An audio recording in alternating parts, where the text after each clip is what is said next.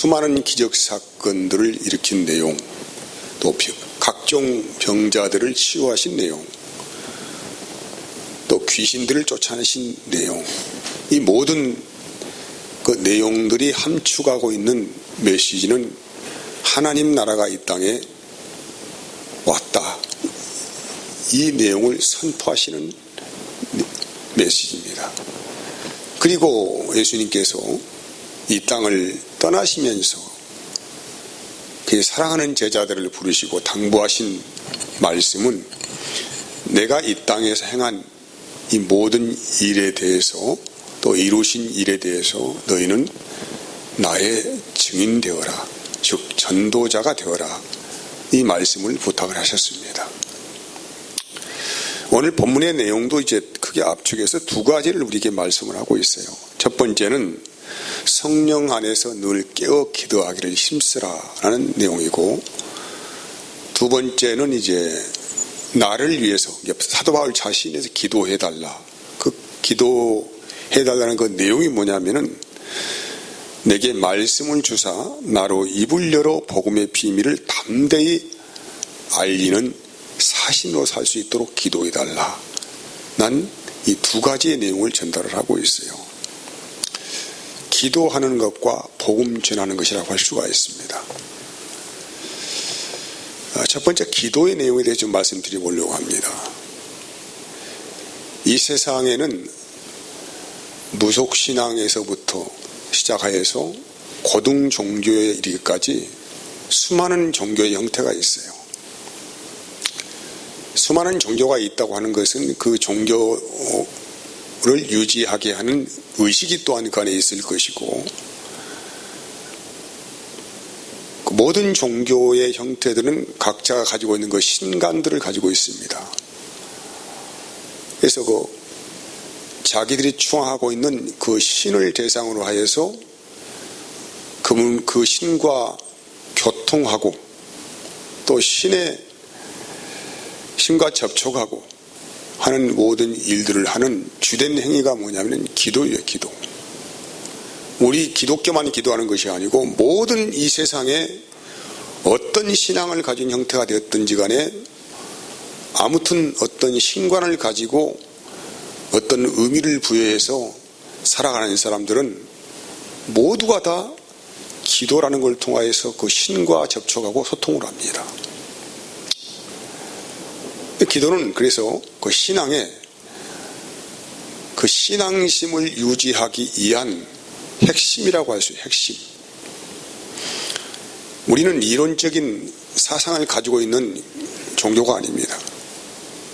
그 이론이 나의 삶 가운데 구체화되어지고 실체화되어지는 과정 안에는 반드시 기도라고 하는 그런 영적인 것이 녹아져 있다는 것을 꼭 생각하시기 바랍니다. 그런데 그러면은 이 기독교, 그리스도교죠. 이 기독교가 세상의 여타의 그런 종교의식과 다른 것이 무엇이냐라고 한마디로 말한다면은 우리 기독교는 성령 안에서 기도한다 이 말이에요.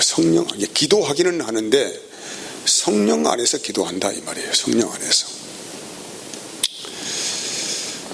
우리는 사실 세상의 여타 종교를 다 부인하고 있습니다. 다 사람들이 만들어낸 허상에 불과한 것이고 거짓이다. 그래서 그것은 우상이다 그렇게 말하는 거예요. 그런데 하나님은 실제적으로 살아계신다. 우리의 기도를 들으신다. 또 우리의 기도에 하나님은 살아계시기 때문에 응답을 하신다. 이런 내용을 다 포함을 하고 있어요. 그러면은 성령 안에서 기도한다고 하는 의미가 무엇이냐면은 성령의 인도를 받는 기도를 한다. 또는 성령이 주신 마음을 따라 기도한다. 또는 성령이 주장하시는 뜻을 벗어나지 않고 기도한다 이 말이죠. 기도라고 하는 것은 단순히 어떤 시간을 내어서 어떤 장소에서 마음을 집중한 것도 기도이지만은 우리의 삶의 전반적인 모든 부분이 내가 기도한 결과물이라고 할 수가 있습니다. 우리의 삶의 전반적인 모든 일이 다 기도예요. 사실 기도. 내가 말하는 것도 기도고, 내가 생각하는 것도 기도고, 행동하는 것도 기도예요. 그래서 로마서 8장 26절 29절까지 말씀 보면은 이와 같이 성령도 우리의 연약함을 도우신다고 해요. 우리의 연약함이 무엇이냐? 우리는 마땅히 기도할 바를 알지 못하나 오직 성령이 말할 수 없는 탄식으로 우리를 위하여 친히 간구하신다. 우리는 기도할 줄을 몰라요. 향방이 없는 삶을 살아가고 있어요. 무엇을 어떻게 기도해야 할지를 잘 모르는 어리석음을 우리는 가지고 있다는 거예요. 근데 나의 상태를 너무 잘 아시는 분이 성령이시고, 또 성령님은 나만 아시는 분이 아니고 하나님의 그 깊은 곳까지 통달하시는 분이 성령님이시다라고 성경이 말을 하고 있습니다. 하나님도 알고 나도 아는 분이 누구라는 거예요? 성령이시죠. 그래서 성령이 우리를 도우신다 이 말이죠. 그래서 성령이 무엇을 어떻게 기도하시냐? 27절 보면은 마음을 살피시는 이가 성령의 생각을 아시나니 이는 성령이 누구의 뜻대로? 나의 뜻대로 기도하십니까? 아니죠. 성령은 우리가 하나님의 뜻대로 살도록 하기 위해서 기도하시는 분이란 말이에요. 다시 말하면은 내가 원하는 것을, 네가 원하는 것을 주겠다라고 하시는 분이 하나님이 아니라는 것이죠. 여러분, 우리는 여러 가지의 인생의 계획이 있어요. 이루고 싶은 것도 많습니다. 하고 싶은 것도 많습니다. 내가 원하는 것, 바라는 것 많아요. 하지만은 이것은 나의 염원일 뿐이고, 우리 성령께서는 기도의 방향을 우리에게 주시는데 하나님의 뜻대로 살 수 있도록 기도하시는 분이다 이 말이죠. 나의 뜻과 하나님의 뜻은 정반대일 경우가 너무나도 많죠. 우리는 이것을 인정을 해야 합니다. 세상의 모든 종교라고 하는 형태들은 자기 자신의 염원을 담아서 기도하는 형태예요. 근데 우리 기독교는 내 자신의 염원을 담아서 기도하는 자들이 아니고 하나님의 뜻을 따라서 살기를 원하는 자들이 기도하는 종교다, 이렇게 말할 수 있습니다. 그래서 28절은 우리가 알거니와 하나님을 사랑하는 자, 그러니까 하나님을 사랑하는 자들은 뭐 합니까? 그분의 뜻대로 살기를 원하시죠. 그래서 그분의 뜻대로 부르심을 입은 자들입니다. 그러니까 하나님은 우리의 인생의 방향을 수정을 하시고 하나님 자신의 뜻대로 살도록 하기 위해서 우리를 뭐 했어요? 부르셨어요. 이걸 분명히 여러분 좀 잘 분별했으면 좋겠어요. 다시 정리합니다. 세상의 모든 종교라고 하는 형태들은 다 자기 자신의 뜻이에요. 신이 자기를 위해 존재한다고 생각을 하는 거예요. 그래서 비나이다예요. 내가 원하는 것 달라는 것이에요. 세상의 모든 종교들은. 근데 하나님은 우리를 그런 자로 부르시지 않았다는 거예요. 하나님의 뜻대로 살도록 하기 위해서 우리를 부르셨다. 그래서 이 하나님의 뜻대로 우리 살도록 하기 위해서 하나님께서는 우리 인생을 조율해 가시오. 하나님께서 조율해 가신다는 것은 우리에게는 고통이에요. 왜 고통입니까? 우리는 우리의 뜻대로 살기를 원하지 않습니까? 우리가 마음 먹은 대로 뭐 인생이 잘 풀려야 되지 않습니까? 그런데 이 길을 막으시고 하나님께서 조율하십니다. 그래서 하나님께서 우리 인생을 만지시던 순간부터 나에게는 큰 고통과 좌절이 함께 동반할 수 있어요. 내 뜻이 꺾어지는 좌절, 아픔, 고통입니다.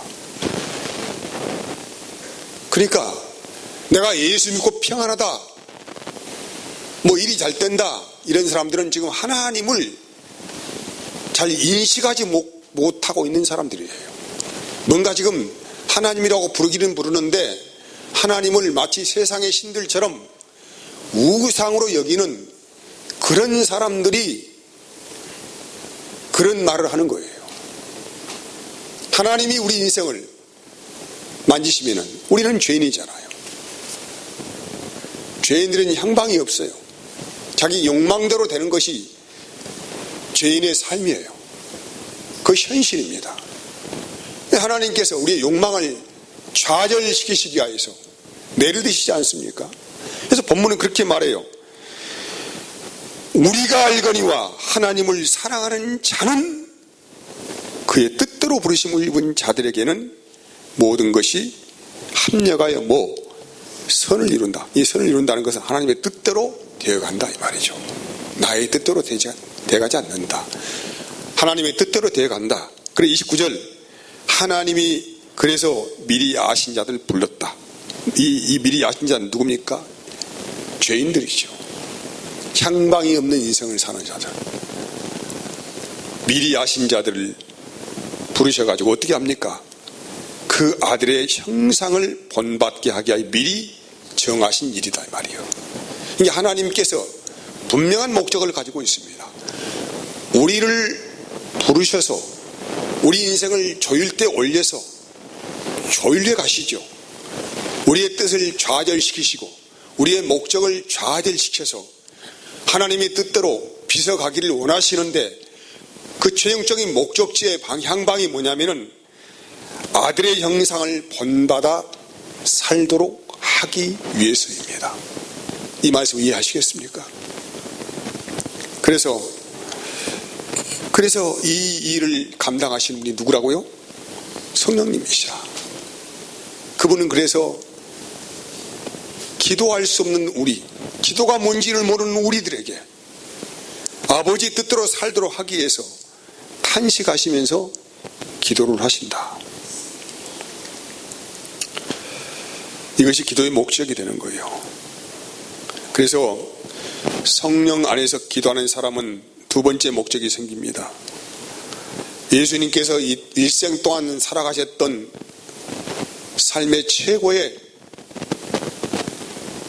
가치, 그거 뭡니까? 복음 전하는 일이죠. 복음 전하는 일. 죄인들에게 좋은 소식을 전하는 일이에요. 굿 뉴스죠. 여러분, 근데 이 복음 전하는 일에 대해서 오늘 사도 바울이 기도를 부탁하잖아요. 근데 기도를 부탁하면서 뭐라고 합니까? 나를 위하여 구할 것은 내게 말씀을 주사 나로 입을 열어 복음의 비밀을 어떻게 하라고? 담대히 알게 하라. 담대히. 왜 담대히란 말을 썼습니까? 복음 전하는 일이 쉽고 헐거운 일이라고 하면은 담대함 필요 없어요. 그냥 하면 됩니다. 근데 복음 전하는 일이 매우 어렵고 때로는 고통스럽고 참혹한 일을 당할 수가 있기 때문에 담대함을 가지고 있지 않으면은 이 일을 달성할 수 없다는 것이죠. 지금 여러분 에베소서를 쓰고 있는 이 사도 바울을 어디 있는지 아십니까? 에베소서는 옥중서신, 옥중서신. 그래서 오늘 본문은 뭐라고 해요? 자기가 20절 보면 이 일을 위하여 내가 쇠사슬에 매인 사신이 되었다고 하잖아요. 옥에 갇힌 것도 갇힌 것인데 지금 쇠사슬에 묶여 있다는 것이죠. 쇠사슬에 묶여 있어서 무슨 대단한 죄를 지은 것이 아닙니다. 뭐 사기치거나 무슨 강간하거나 도둑질하거나 싸움질하거나 이런 제목으로 갇힌 게 아니에요. 이런 제목을 하신 게 아니라고요. 여러분, 그 정치인들 보면은 그 국회의원 하겠다고 하는 사람들, 또 대통령을 하겠다고 하는 사람들 중에는 자기의 그 과거의 전과 기록을 매우 자랑스럽게 생각하는 분도 계셔요. 이게 죄라는 것도 부끄러운 죄가 있고 당당한 죄가 있다 이 말이죠. 이 부끄러운 죄를 지은 사람들은 자기를 자랑하지 못하죠. 숨기죠. 혹시라도 들통날까 봐 숨기잖아요. 자기 전과 사실을 숨겨요. 그런데 당당한 죄를 지은 사람들은 자기의 전과 기록을 오히려 자랑스럽게 생각한다는 거예요. 어떤 사람들입니까? 그 시대의 체제에, 악한 시대의 체제에 맞서서 인권운동 한다든가 민주화 운동 한다든가, 이런 사람들은 자기의 과거에 대해서, 그 전과에 대해서 매우 자랑스럽게 생각을 합니다. 나는 이런 일을 과거에 이런 일 때문에 나는 옥에 갇혔다 이 말이죠. 바로 사도 바울께서는 이들과 질은 다르지만은 하나님의 나라를 이 세상에 전파하기 위해서 그 시대에 많은 사람들로도 핍박받고 옥에 갇힌 일을 수도 없이 반복하면서 그 일에 대해서 오히려 지금 옥중에 있으면서 성도들에게 내가 하는 일에 대해서 너희가 자랑스럽게 여기고 더 담대히 복음을 전할 수 있도록 기도해 달라고 부탁하는 거 아니겠습니까?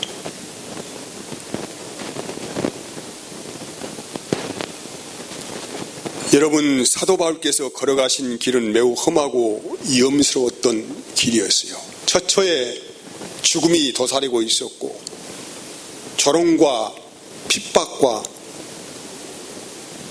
그런 여러 가지 참 어려운 일들이 있었어요.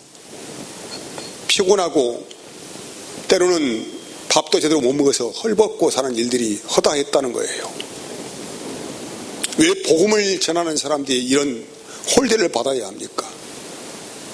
근데 사도 바울은 이렇게 하면서도 날마다 그 마음 가운데 눌려오는 그런 고통이 있었다는 것이죠. 혹여나 주님의 교회가 혹여나 잘못될까, 이런 염려스러운 마음 가운데 지금 에베소서를 써내려가고 있었습니다. 그래서 여러분, 기도라고 하는 것은 그냥 여러분 어떤 일 안 되면 좀 기도 부탁합니다, 이게 기도겠습니까 여러분? 야, 사업이 마음대로 안 풀려요, 기도 좀 부탁합시다, 이게 기도라고 생각하십니까?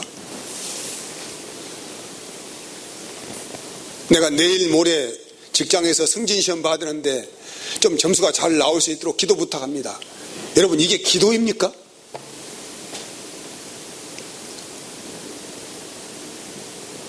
땅을 샀는데 잘 팔릴 수 있도록 기도 좀 해주십시오, 이게 기도입니까 여러분? 이런 기도는 귀신 들린 사람들이 귀신의 영을 받아서 자기의 목적을 위하여서 하나님을 수단화시키는 망령된 행실이에요. 망령된 행실이라고, 이것은요. 더러운 귀신 들린 사람들이 더러운 영을 받아서 하나님을 이용하여서 이곳저곳 기별에 통보해서 자기 힘으로 하나님 마음 옮겨달라고 기도해달라고요? 그것은 하나님을 조롱하는 일이죠.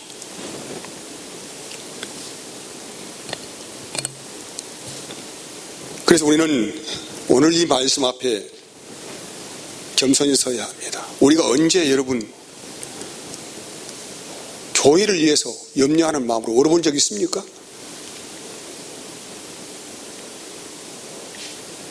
여러분이 교회를 위해서 울어본 적 있어요? 또는 한 영혼을 구원하기 위해서 가슴을 조아리면서 울면서 매달리면서 기도해 본 적 있으십니까?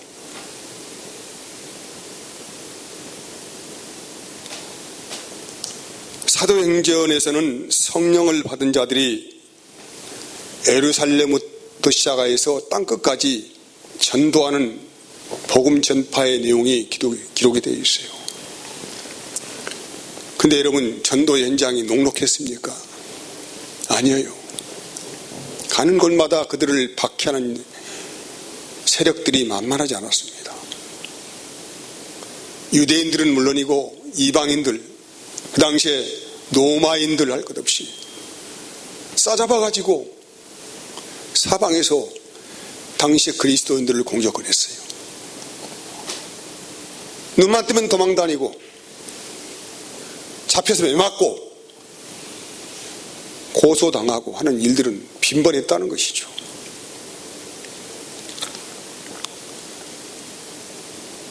로마가 그리스도를 공인하기까지 약 300년 동안 그리스도인들은 굉장한 어려움 가운데 살았어요. 근데 주님을 떠나는 분들이 그렇게 많지는 않았습니다. 근데 번번이 그렇게 사방에 어려움이 있으니까 복음 전하는 일에 대해서 두려워하고 타협하고 또 세상과 협잡하고 이런 사람도 많이 발생을 했어요. 지금 이 시대는 하지만 이런 핍박을 받는 시대는 아니에요. 일부 이슬람 국가나 또 공산주의 국가에서는 아마 기독교를 지금도 핍박하고 이런 여러 가지 박해를 가하고 있습니다만은 대다수의 나라들은 자본주의라고 하는 이 자본주의에 잠식이 되어서 돈에 목줄이 걸려가지고 거기에 모든 에너지를 다 쏟아가면서 기도합니다. 하나님, 우리 가정을 좀 더 편안하게 잘 살 수 있도록 도와주세요. 되도록이면은 별탈 없이 잘 지낼 수 있도록 도와주세요. 하나님, 우리 자식들 잘 될 수 있도록 좀 도와주세요. 이런 더러운 영의 길을 받아가지고 망령된 행실 같은 기도를 하나님께 드리고 있습니다. 이들이 언제 복음을 위하여서 울어본 적이 있습니까?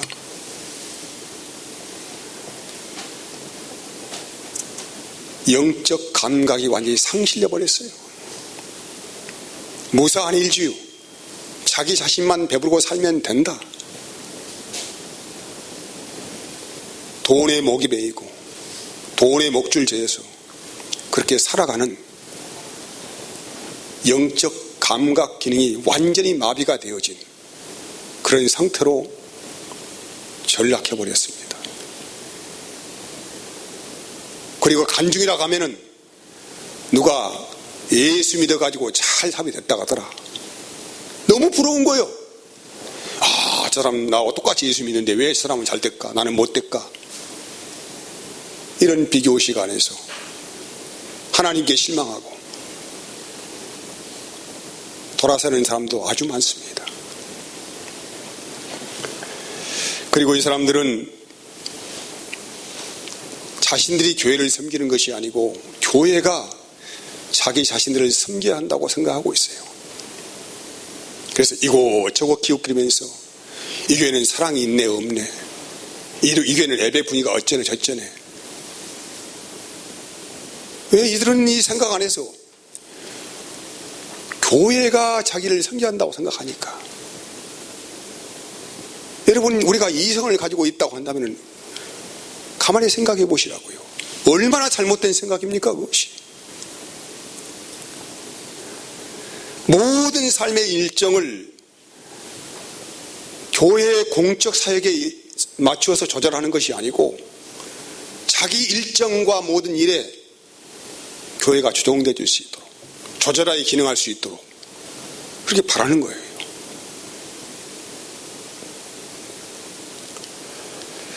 저는 솔직히 우리 교회도, 여러분이 섬기고 있는 이 교회도 이런 영적 무기력증에, 이 중병에 걸리지 않았나 하는 생각이 옵니다. 그래서 사역자인 저도 교회를 위하여 헌신하자고 하는 말을 하기가 굉장히 부담스러워요. 우리 다 힘을 내서 전도해보자 이런 말을 하는 것도 굉장히 부담스럽습니다. 힘들어해요. 고통스러워해요. 어떻게 교회 목사가 이런 말을 하는 것이 이렇게 부담스러울 수 있습니까? 이건 뭔가 지금 대단히 우리의 목적과 삶이 잘못된 방향으로 지금 흘러가고 있지 않는가라고 저는 생각을 합니다. 박해가 있든지 없든지 복음을 가리고 방해하는 사탄의 기만 전술은 더욱더 갈수록 치밀해지고 교묘해져 갑니다. 때로는 세상살이가 두렵도록 만들고 때로는 세상살이의 평안함에 안주하도록 만들어버려요. 모든 영적 기능과 감각을 상실하게 만들어버리는 사탄의 기만 전술입니다. 그래서 오늘 우리가 사도 바울께서 기도 부탁했던 기도의 호소 내용입니다. 함께 기도를 부탁한다는 것은 함께 당신도 함께 나와 이 길을 가자 이 말이에요.